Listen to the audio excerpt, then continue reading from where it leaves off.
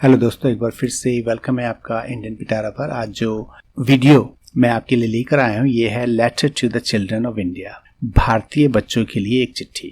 इसको जवाहरलाल नेहरू ने लिखा है, जिन्हें चाचा नेहरू के नाम से भी जाना जाता है। और ये जो चैप्टर है यूपी बोर्ड का 9वीं का सिलेबस है अंग्रेजी का, उसमें आपको पढ़नी पड़ती है। तो ये जो चैप्टर है, चाचा नेहरू की जो चिट्ठियां उन्होंने लिखी थी जेल में रहते हुए, उन्हीं चिट्ठियों में से एक चिट्ठी है। और इस चिट्ठी में चाचा नेहरू बच्चों से कह रहे हैं कि अगर आप अपने अंदर दोस्ती का भाव रखो, अपने मन को बड़ा रखें, और हो सके तो देश में विदेश में अगर आप घूमने जाते हो तो इन चीजों से हर कोई आपका दोस्त बनता है, आपको नई नई बातें पता चलती हैं। और आपको ये भी मालूम होता है कि बाहर से हम लोग जितना भी अलग थलग दिखें, अंदर से हम सभी एक जैसे ही होते हैं।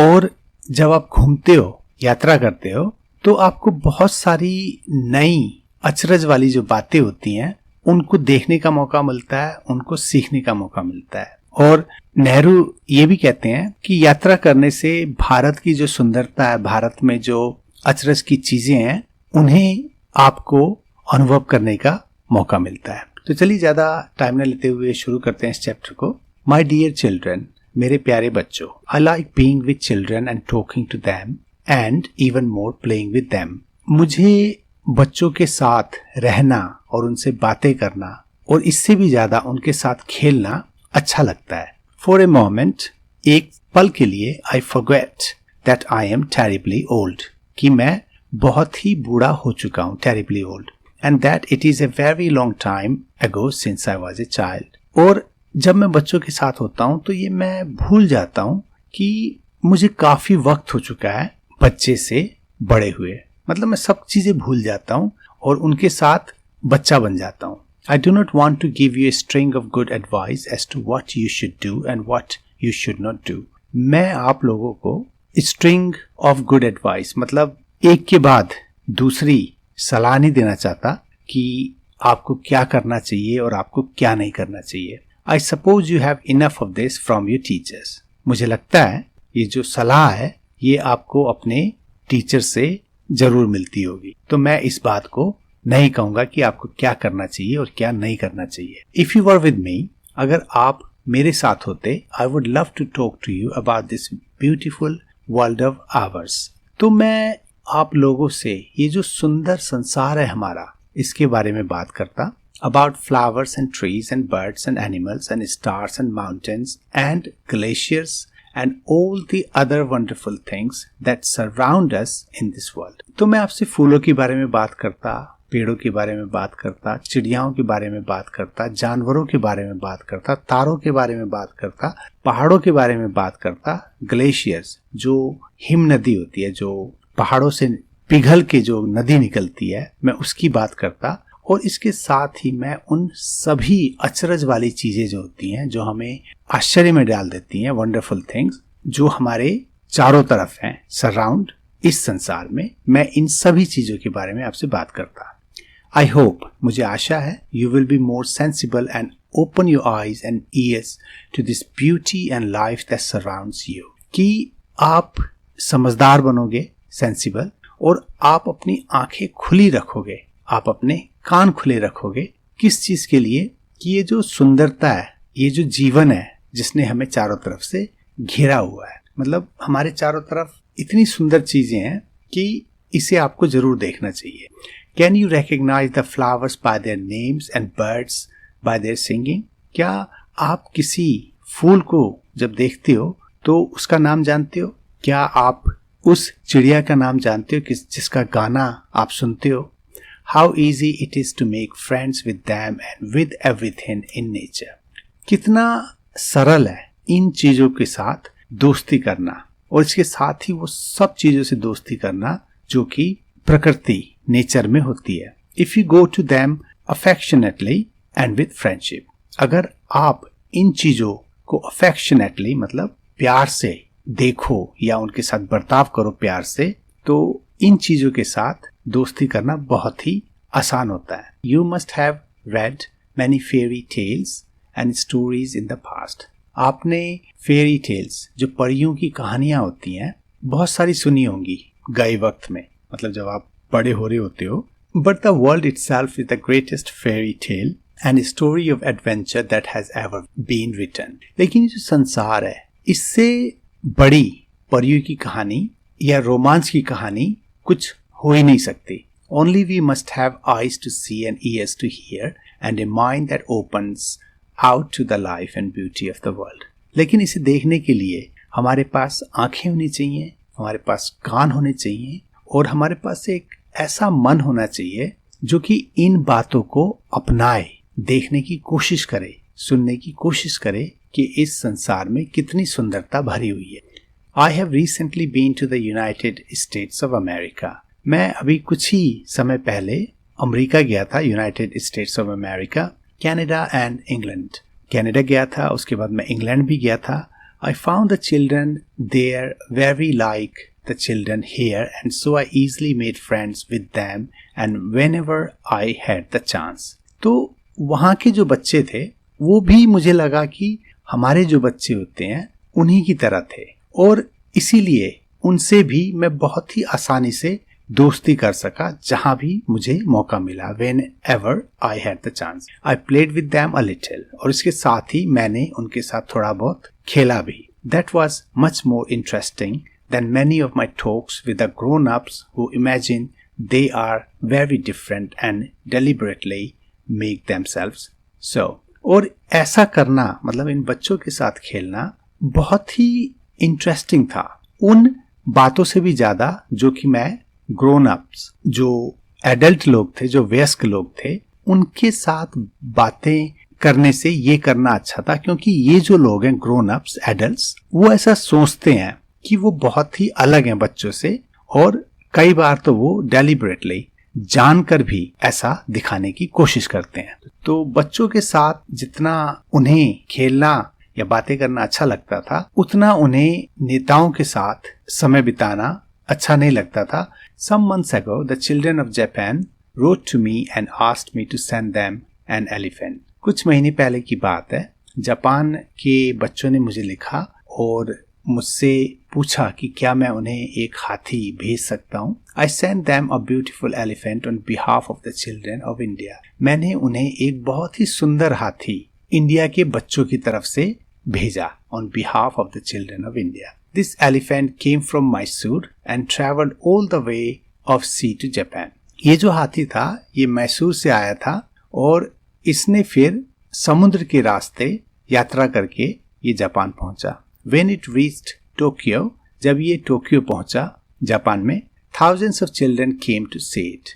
तो हजारों बच्चे इसे देखने के लिए आए. Many of them had never seen an elephant. और इनमें से कईयों ने इससे पहले कभी हाथी नहीं देखा था. So we must also think of their country and of many other countries in the world and remember that everywhere there are children like you going to school and play.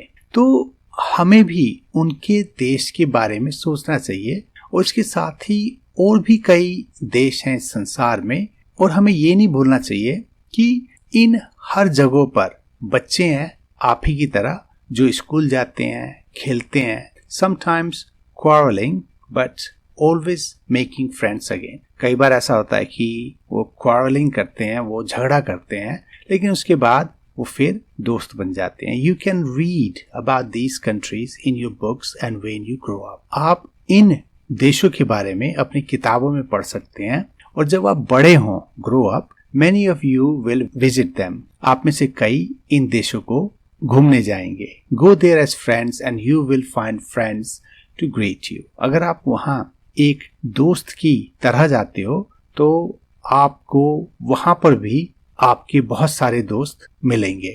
As I write, I think of the vast army of children all over the world. अभी लिखते समय इस चिट्ठी को मैं उन बच्चों के बारे में सोच रहा हूँ जो बहुत सारे हैं, vast army of children, और संसार के हर भाग में मौजूद हैं. Outwardly different in many ways. और बाहर से देखो तो ये अलग दिखाई देते हैं, ये एक दूसरे से अलग हैं. Speaking different languages, इनकी जुबानें अलग हैं. Wearing different kinds of clothes, इनका पहनावा अलग है. And yet so very like one another. लेकिन फिर भी इनमें एक समानता है. मतलब बच्चे देखने में अलग लगते हैं, कईयों के रंग अलग हैं, कईयों के रूप अलग हैं, कईयों की जवानी अलग हैं, लेकिन जो बचपना होता है वो इन सब में एक समान होता है।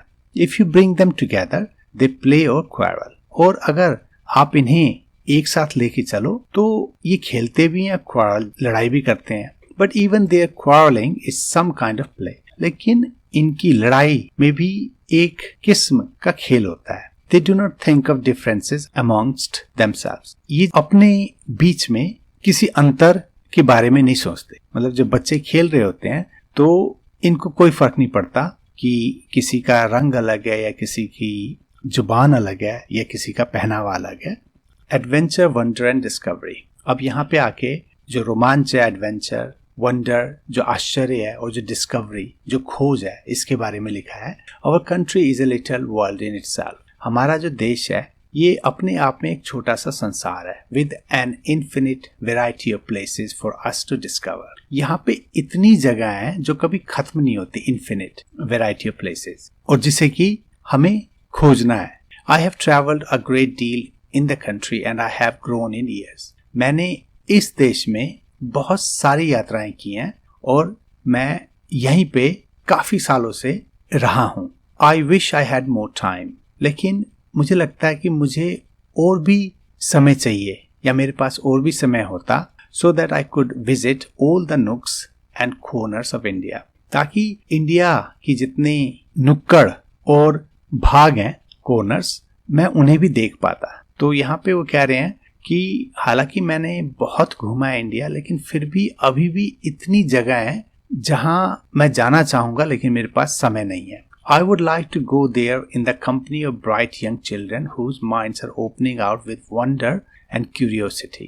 और इन जगहों पर मैं जो होनहार जवान बच्चे हैं उनके साथ जाना चाहूँगा, जिनके मन जो है वो खुले हुए हैं और जिस मन में क्यूरियोसिटी, जानने की इच्छा है। I should like to go with them, not so much to the great cities of India as to the hills and the forest and the great rivers and the old mountains. मैं उनके साथ जाना चाहूँगा, वैसे जो हमारे शहर हैं उनकी तरफ न जाके जो पहाड़ हैं, जो जंगल हैं, जो विशाल नदियाँ हैं और जो पुराने पर्वत हैं, वहाँ मैं जाना चाहूँगा। All of which tell us something of India's story. और ये जो सारी चीज़ें इंडिया की कहानी बताते हैं। I would like them to discover for themselves that they can play about in the snow in some parts of India and also see other places where tropical forests flourish.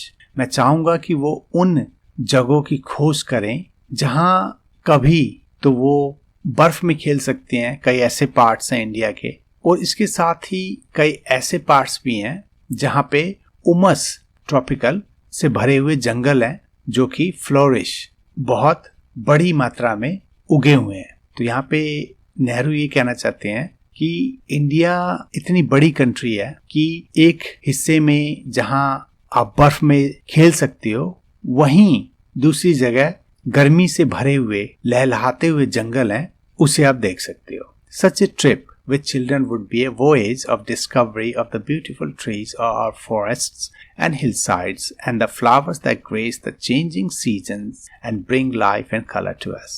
और इस तरह की यात्रा जब बच्चों के साथ होगी तो ये एक वॉयेज, एक यात्रा या अभियान होगा डिस्कवरी, खोजने का, उन सुंदर पेड़ों को खोजने का जो कि हमारे जंगलों में उगते हैं, और उन पहाड़ों का, उन फूलों का जो कि आने वाले जो मौसम होते हैं उसको अपनाते हैं और हमें जीवन और रंग से भर देते हैं। If we meet other people in a friendly way, they also become friendly. अगर हम दूसरे लोगों से दोस्ती से मिलते हैं, वो भी हमारे साथ दोस्तों जैसा बर्ताव करते हैं। But if we are afraid of them or if we show our disliking to them, लेकिन अगर हम उनसे डरते हैं या हम उन्हें पसंद नहीं करते, they behave in the same manner, तो वो भी हमारे साथ वैसा ही बर्ताव करते हैं। These are simple truths which the world has known for ages. और ये कुछ ऐसी सीधी और सच्ची बातें हैं जो कि इस संसार में सदियों से चली आ रही है। Ages का मतलब बहुत समय से। But even so the world forgets, लेकिन फिर भी संसार इन बातों को भूल जाता है। The people of one country who hate and fear the people of another country because they are afraid. किसी एक देश के लोग जो किसी दूसरे देश के लोगों से डरते हैं और उनसे नफरत करते हैं क्योंकि ये डरे हुए हैं। They are sometimes foolish enough to fight each other. और कई बार तो ये स्थिति यहाँ तक आ जाती है कि ये एक दूसरे से लड़ने मरने के लिए तैयार रहते हैं। Children should be wiser. और ये जो बच्चे हैं इन्हें समझदार होना चाहिए। जो लोग करते हैं एक दूसरे को पसंद न करना, एक दूसरे से डरना या लड़ने के लिए तैयार रहना, ऐसा बच्चे ना करें। At any rate, I hope the children who read this will be more sensible. फिर भी मैं आशा करता हूँ कि बच्चे जो इसे पढ़ेंगे वो और समझदार होंगे। नवंबर 1958, और ये जो तारीख है जब उन्होंने इस चिट्ठी को लिखा था, और अंत में योर लविंगली, तुम्हारा प्यारा चाचा नेहरू। तो दोस्तों ये था इस चैप्टर का हिंदी ट्रांसलेशन। होपफुली आपको पसंद आया हो। जल्दी आपसे एक नए वीडियो में फिर मुलाकात होगी, तो तब तक के लिए गुड बाय।